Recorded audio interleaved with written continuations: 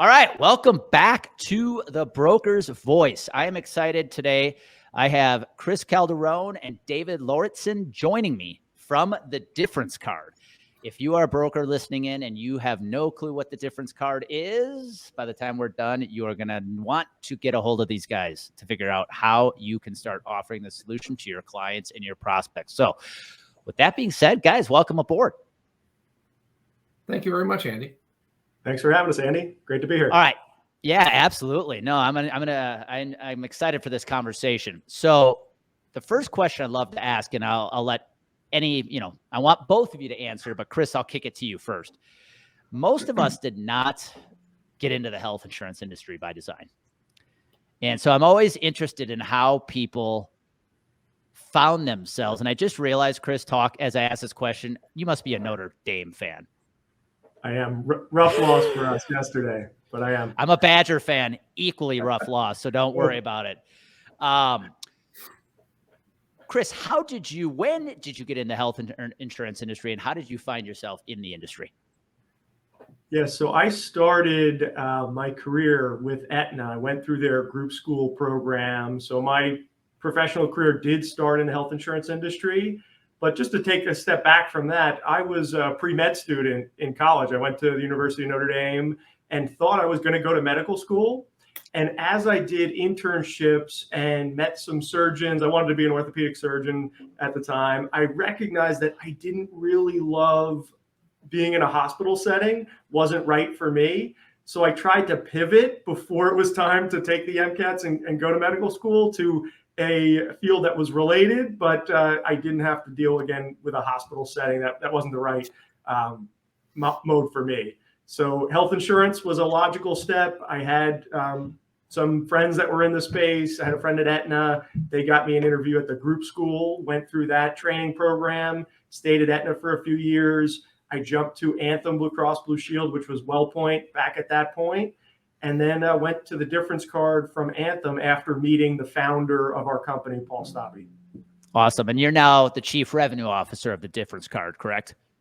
That's correct. Yeah, my title is the Chief Revenue Officer. I run our national sales and account management team, so sales and service for our broker partners and clients. Awesome. Excellent. We're obviously going to get into the Difference Card. David, what about you? How did you how did you find now I know about 5 people in my career that actually went to college for this stuff. I'm guessing you're not one of them. I am not. How did you find yourself in the health insurance industry? So I came to the health insurance industry via the United States Marine Corps. I actually got out of the Marines. I was in Baltimore.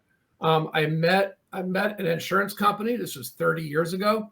I basically worked for this company. They were on the self-funded side, learned everything I need to know about self-funding. I started as an account manager. I quickly got into sales.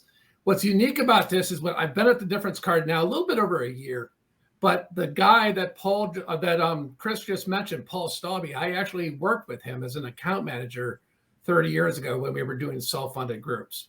So I've got a special attachment to the Difference Card from that perspective.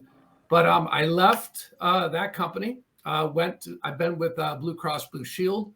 I've also been with Kaiser, and I've also ran a health management, care management company, which was a very special niche on the self-funded side. So like I said, I've been here a little bit over a year at the Difference Card. So is it safe to say you're a recovering carrier rep? Absolutely. So let's, the reason I wanted to bring you guys on is, David, you and I have had a chance to connect a couple times, and I've connected with a few other sales reps from the Difference Card around the country. I know the thing is Jennifer Ravel in Indiana is somebody that I've gotten to know a little bit. And let's talk about what you guys are doing to really help the broker space bring a very good solution to their clients.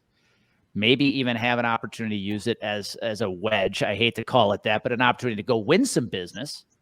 Yep. And again, Chris, I'll throw it to you first. For the people listening in who are like, Difference Card, I've never actually heard of this. Why don't we just start with the basics? What is the Difference Card and how does it work? Yeah, from a most basic level, we write the Difference Card on a medical expense reimbursement plan platform. So it's a MERP for short. It is a Section 105 plan, so it's all pre-tax reimbursements and deductions. And the whole concept is to introduce the customer to a small level of self-funding while still staying with a fully insured carrier. And a lot of our broker partners use the difference card as the first step into the self-funded direction without taking on too much claim exposure and too much lasering and self-funded risk. So again, it's that first step into the self-funded direction. And what we do is we go to the fully insured carrier with the broker partner and we ask for the highest deductibles, highest out-of-pocket maximums, highest copays we can find in order to drive the premiums down as low as possible from a fixed cost perspective. And then the difference card sits on top of the fully insured plan and sets up a self-funded 105 plan. That's the medical expense reimbursement plan that pays all the differences between the plan that we're buying and the plan that the employees used to have. So that it pays the difference, thus the name, between the new plan and the plan they used to have, but on a self-funded basis so that the employer is paying a lot less in fixed premium and they're only paying those claims as claims are actually incurred and paid. Right. So is it safe to say, I used to refer to level funding as dipping your toes in the self-funded waters. This is really dipping your toes in the self-funded waters. Yeah, a lot of our customers are actually even in a self-funded, level funded bucket today. So this is one step further. We have a nice little step stool that we talk to our brokers about, like fully insured, right? You're on the floor. Step up one might be that level funded solution where you're getting some of the surplus at the end of the year and you're starting to see your claims on a paid basis. Step two in that step stool up to self-funding, that's where we put the MERP strategy and the difference card in that step two bucket, because you can be on a level funded or a fully insured platform. And now you really are paying claims as they go. You're getting that immediate cash flow discount of only paying them when they come in, and you're participating in share of that savings as well. David, expound on that. So I'm listening, and Chris, I heard you say, it's in a sense it's self-funded itself, right? Because I think a lot of people instantly go to the health reimbursement arrangement, right? Which is self-funding, but really what the employer is doing is self-funding its own part of a deductible. Right. David, go into depth a little bit on how does that work when you talk about the MERP and setting this up. Chris said, hey, we're going to go to the highest deductible, lowest cost plan. How does that actually work from a tactical standpoint? In what regard? And from the standpoint that, okay, Chris said you put this in place. The difference card sits. So talk to the audience about, okay, now an employer has the difference card in play. A member has a claim.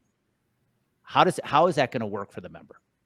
So what's interesting about this is that, a lot of, I see here in the Mid-Atlantic where I am, a lot of brokers use HRAs, and they use HRAs to basically reduce a deductible for an employee. So they move to a high deductible plan. With what Chris just said, it's just with the MERP, you take a group's current benefits, you go back to the carrier, you buy that higher deductible plan to bring the premiums down, but the member experience is that you're putting the same benefits or better benefits back in place for the member.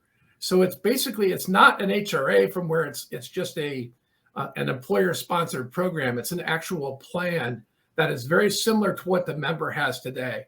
So the member experience going to the doctor, going to the hospital, is going to be the same or better than it was before. Okay, I love that because I think, especially if an employer is listening into this, there's that belief in our industry that if we're going to save money on health insurance, we either have to shift costs to our employees or make the plan worse. Right. With the difference card, it gives an employer an opportunity to not only improve the plan, but do it at a much lower cost. Right. That's a great point. And we've seen a trend over the past 6 months or so where we've got this whole great resignation going on, right? That is a big hot topic in the news and with a lot of our brokers and employer customers. We can't afford to cut benefits in this environment because companies are already losing staff to turnover. So instead, a lot of our customers are asking, can we improve the benefits? Can we maybe have the copays go down, the deductibles go down? And they can do that through the difference card customization. That way we can still save the employer money by paying less fixed premium to the carrier, but the employees end up getting a better benefit. Maybe their copays go down, their deductibles go down, and that's potentially one way to help retain those employees, because maybe they can't get that great platinum level plan if they go to that next employer. Obviously not the only factor in that decision, but something that can potentially help retain employees.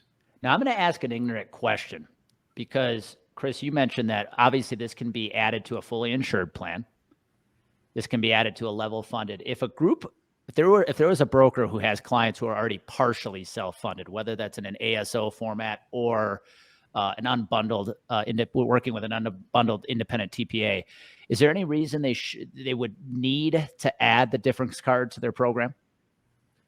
Yeah, there are components of our system that do work well for a self-funded plan, but it's not that traditional arbitrage play of buying the fully insured plan with the high deductibles and self-funding the differences. It's more about our wellness program, where sometimes those differences in copays and deductibles, those are only paid if people are meeting their wellness metrics. That can have a really big impact on a self-funded group. So the difference card as an incentive vehicle for wellness, that's a big play for some of our self-funded customers. We have some really large wellness customers on the self-funded side. And then we do a lot of consumer accounts. So simple things like FSA, health savings accounts, those are all bundled in for our self-funded customers as well. Hey, David, if you don't mind, I'd love to have you kind of go into a little more detail with what Chris just said. Chris brought up wellness components.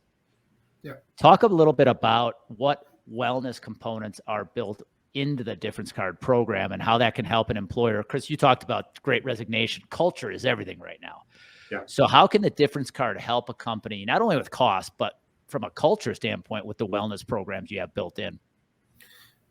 I think the wellness is very important. I attended the Ascend conference this year, and you hear a lot of advisors talking about make sure people are doing the right thing. And I think with the wellness platform itself is keeping the population healthy, make sure that they're doing the right thing. And to Chris's point, we can put a medical expense reimbursement plan in place and be able to steer the dollars where we need to.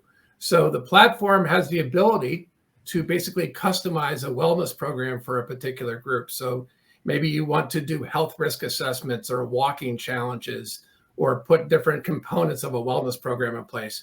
Our platform has that capability. And again, it's customized per the group or per the client. But again, it allows the MERP dollars to be spent in the right place, and it allows the population to stay healthy and informed. Awesome. Yeah. As I sit here and think about the brokers that might be listening in, I have two questions, and either one of you can answer the question. Number one, can you define who the ideal employer would be, or what the ideal employer looks like for the difference card? Yeah, from an ideal employer perspective, it's a company that wants to maintain rich benefits, right? So they're looking for benefits in that gold or platinum level. Those are ideal customers for us. And it's typically the mid-market group that's maybe in the 50 to 500 life range, that they've heard about self-funding, they've thought about it, but they haven't gone down that path yet. That's the ideal customer for us. And sometimes, right, there are smaller groups that can't be self-funded, under 100 in New York or California. This is the only strategy that they can use to save money without cutting benefits or without passing costs to employees. And then as you get to that 100 to 300 range, right, some employers are nervous about lasering risk. And this is a way for them to just start to understand how to pay their own claims without taking on too much exposure. So rich benefits, mid-market group, that's the best. Chris, right back at you on that. Does there actually come a time, as I think about how the difference card works and who the ideal employer is, does there actually come a time where an employer technically doesn't need the difference card anymore and they graduate from it? Yeah, I mean, where we lose most of our business, so we closely study our client retention rate. We're in the 90% range. And that 10%, those customers that choose to leave the difference card, we closely study why are they leaving. And the biggest reason every year that we lose business is because they have graduated, as you said, and they've gone to that next step. They're paying their own claims, they're buying stop loss, and they're truly self-funded. Now, we'll often maintain their consumer accounts business like FSA and HSA, and we'll often maintain the wellness benefit, but the MERP program doesn't make as much sense for a self-funded customer. So that certainly is where we see migration, and we're proud of those customers. I'd love to maintain the business, but still I understand that's the right path for them. Let's call it the, I don't know what to say, the challenges of doing your job. Sometimes you get fired because you did your job. How about you, David? Now let's spin the question. Chris talked about the ideal employer. What about what does the ideal broker look like? So if you think about books of business and stuff like that, who would be an ideal fit from the broker perspective? Yeah, that's an interesting. So obviously, you have a lot of advisors, a lot of brokers out there talking about self-funding right now. And my point to all of them is, do you the broker that believes in self-funding, but at the same time has those groups that Chris just talked about that basically are fully insured today. Chris also mentioned the level funded groups. We have a lot of brokers that have the level funded groups that are seeing some big increases where we can really have an impact. For me personally, I'm seeing a lot of government contractors. I'm seeing brokers that have a lot of schools, charter schools, and other types of schools, universities. We're seeing a lot of nonprofits as well. So again, the brokers that have these groups, we can certainly have an impact on. Awesome. If you're a broker listening in, Andy, go ahead, Chris. That one step further? Sure. Yeah. In terms of just the ideal broker, Dave talked about a lot the broker that has those customers, but we have been really successful in helping brokers to grow their client base. So the brokers that are looking for something unique and different to really create that wedge, you open the discussion talking about that, but really to change the playing field when talking to an employer group. And brokers that are, again, looking to hunt for new business, grow their block, and use a strategy that's different and unique that maybe the customer hasn't heard of yet, those are some of the best fits for us. Right. Yeah, and I think about, this is a question I'm going to pose to you guys. There's a lot of advisors out there who don't sell self-funding right now, quite frankly, because they don't understand it. They haven't taken the time. There's no shame in that. But if they don't feel like they're the expert, they won't talk about it. Yep. The other part of that is I see a lot of advisors out there who do self-funded business, but they feel like the only way they're going to get hired is if that group, that employer, is ready to go self-funded. And my advice to them is always get hired now to take them to self-funded. They may not be ready today. It might take 12 months, 24, 36 months. But get hired now to take them there. And the difference card can be one of those huge stepping stones to help a group get from where it is today. Maybe it's just fully insured, stuck in that 1-year hamster wheel. Yep. The difference card is a great step to getting them to that ultimate destination. So I want to pose a question, and this is where you get to share your opinion. For the advisors out there who, and I did make a shift from brokers to advisors, because if you're doing self-funded business, you're more of an advisor in my world. What's your advice to those who still have a bit of hesitancy about offering self-funded products, offering self-funded solutions? Anybody want to chime in? Yeah, Chris. Sure. Yeah, I'll start there. From an overall perspective, it's the right thing for many customers. Not every customer, right? There are some smaller groups that shouldn't be self-funded, but you want to always be doing the right thing for your customer.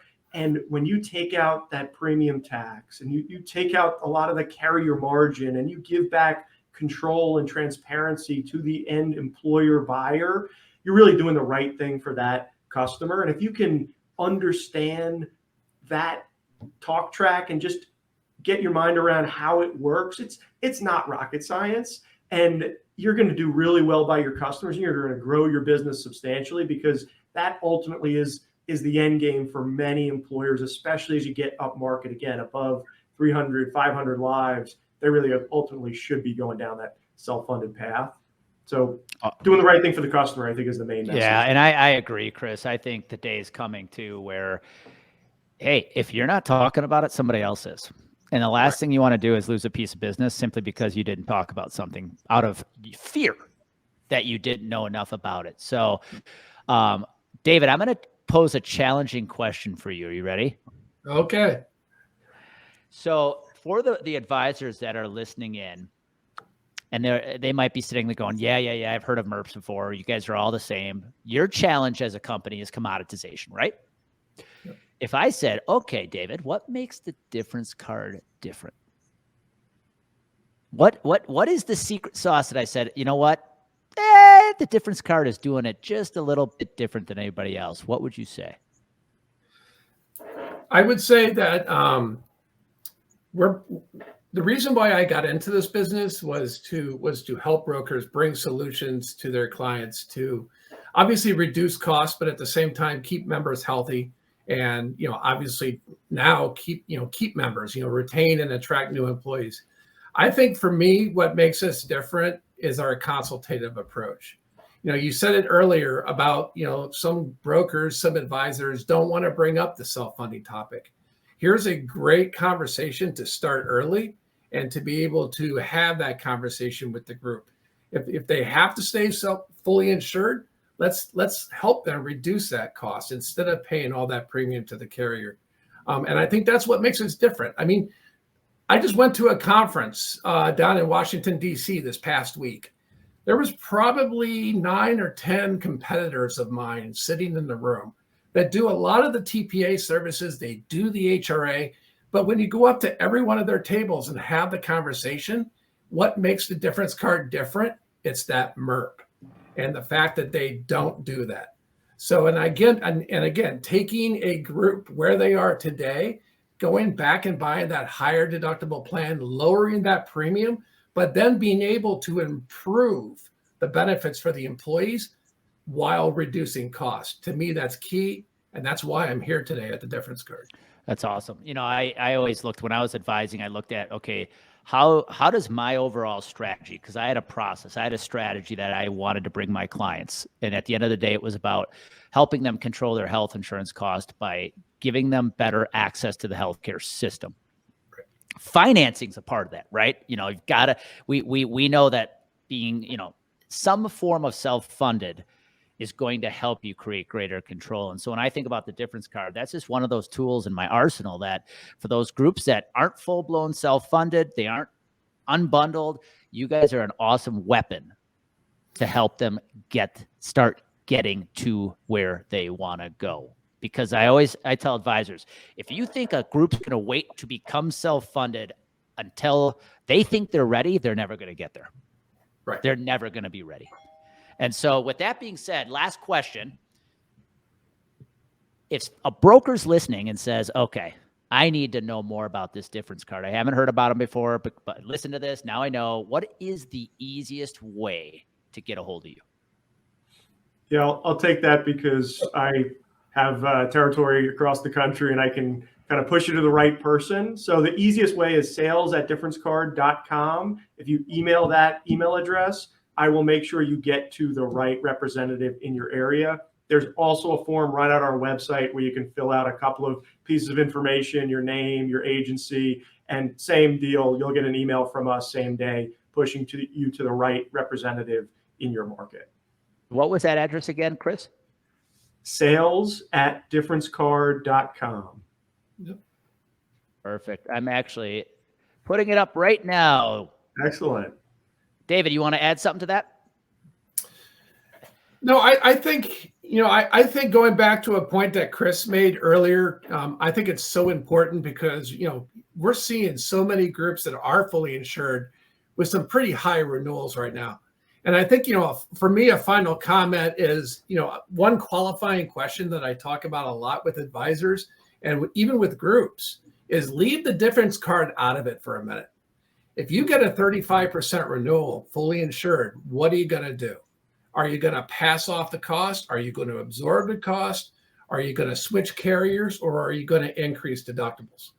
And again, that for me, that's really important because that leads right into my conversation about the difference card. And that's what I try to do when I try to consult and educate with brokers here in the Mid-Atlantic. Well, that's awesome, guys. I want to thank you for taking the time today to be on the Broker's Voice, because David, you and I have connected a couple times. I love when I see solutions that fit a very specific niche, and I think you guys have one of those great solutions. And so, for the brokers listening in, remember, if you're not going to talk about it, eventually your competition's going to. And the last place you want to find yourself is losing a piece of business simply because you failed to have the right conversation. So, Chris, David, I want to thank you guys for joining. Thank you for having us. Great to be here.